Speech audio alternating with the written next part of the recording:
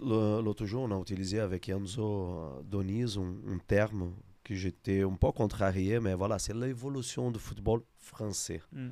On est en train de se, se découvrir, se redécouvrir Moi, je pense peut-être. que c'est l'évolution du football tout court. Parce qu'en fait, en réalité, si on regarde un petit peu le stéréotype aujourd'hui du joueur de foot, c'est ce que tu as dit, c'est ce que tu dit, hein, Farid, c'est qu'il est puissant, vite, technique. Et au niveau créativité, un peu ce qu'on pouvait amener avant le Brésil et tout ça, des joueurs assez fins techniquement. Du Neymar, il n'y en a plus, Non, ah non, on n'en voit complètement. plus, hein. Ah non. C'est des espèces rares aujourd'hui. Ah oui, oui, complètement, c'est Et on dommage. voit même dans le championnat de France, quand on regarde et tout, parfois on s'ennuie, quoi.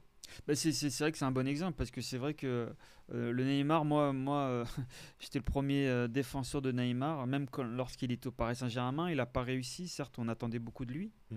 Il a été au Paris Saint-Germain, je crois, 5-6 ans. C'est ça. Malheureusement, tous les ans, il s'est blessé. Mhm. Et pourtant, bon, peut-être pas les premières années, mais les 3 4 5 5e année, je trouvais que c'était celui qui faisait le plus d'efforts pour les joueurs offensifs. Et puis il a apporté de la créativité, il a apporté de la percussion. Et donc, oui, bah, c'est sûr qu'il perdait peut-être beaucoup le ballon.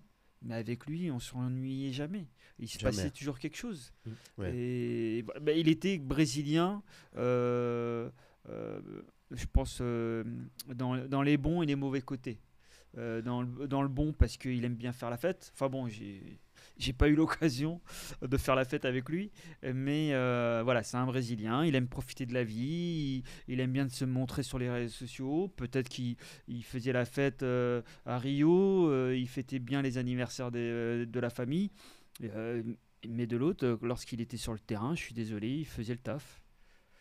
Mais c'est vrai Je suis d'accord. qu'on en voit de moins en moins. Il y avait de la magie, il y avait Il quelque avait de la chose. magie. Ouais. C'est-à-dire qu'on vient aussi, quand on vient, moi je suis persuadé, hein, les gens quand ils viennent au stade aussi, c'est pour vivre aussi ça. Ah, complètement. Ah Tu ouais. vois, quelqu'un qui prend un ballon, qui va se faire un petit dribble, qui va utiliser certaines surfaces qu'on n'a pas l'habitude. Complètement.